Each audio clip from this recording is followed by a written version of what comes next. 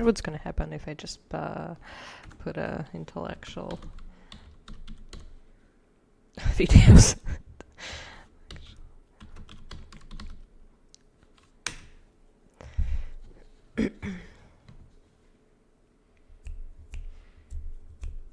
A guide how to become smart. So you want to become smart.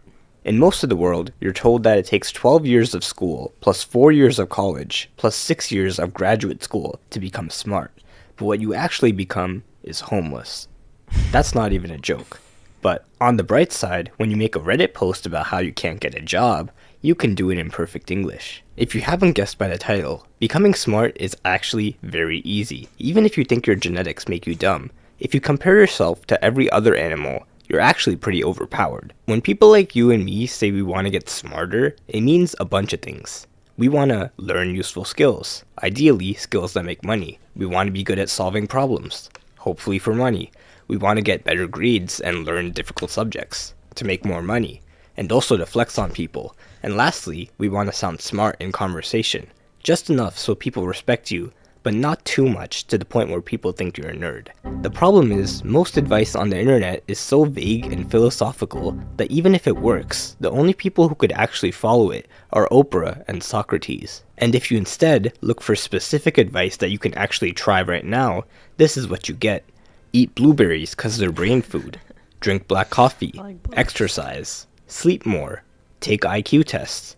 Listen to classical music. These things sound good, but at some point you have to, actually learn stuff. Besides, even in the past, there have been some geniuses who have spent the whole day sitting at a desk, getting 2 to 4 hours of sleep a day. So what can you actually do to get smarter that's not just the same 6 brain hacks from a Facebook post copied and pasted from a WikiHow article inspired by a quote spray painted on a New York subway wall? The main thing you need to do is read.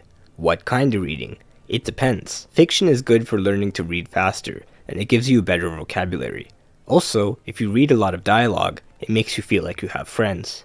But most people go straight for nonfiction, which indeed is the key to being able to casually drop interesting knowledge in conversations. For example, just by reading this book, you can come off to anyone in conversation as someone who knows history. The key is to not be obnoxious about it. Crazy how we evolved from chimpanzees, right? Well, actually, evolution is non-linear, and several human-like species inhabited Earth simultaneously, none of which could even be remotely considered as chimpanzees. While this is considered polite by the standards of a YouTube comment section, in real life, saying "well actually" before proving someone wrong will make you instantly unlikable. Change the "well" to an "easy," and now we're talking. Let's redo that conversation. Crazy how we evolved from chimpanzees, right? It is crazy, right? I was reading the other day and apparently humans and chimpanzees... I always thought we evolved from... And you might accidentally search for the title of the book. And by chance, click on the first link. And oh no, accidentally downloaded a file. And open... Okay, I don't know. Today I'm going to summarize another book on psychology called Persuasion. Honestly, the more books I read on psychology, the more I get scared, because it makes me realize how easy it is to manipulate someone. The scariest part is that most of these tactics you will hear in this video are so hidden that your conscious mind can't catch them. It happens subconsciously. They are a bit like a magic pill. You give it to someone before you talk to them, and they start believing you or behaving differently. They feel like they are in control and made a conscious decision, but they are not.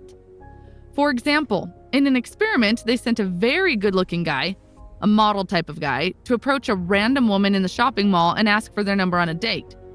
Now, giving your phone number to a complete stranger is a risky thing to do, and of course, the guy got a lot of no's, but he got quite some yeses whenever he approached a woman in front of a particular store. Can you guess what type of store it was? No, it wasn't a perfume store or a chocolate store. It was a flower store. If you look at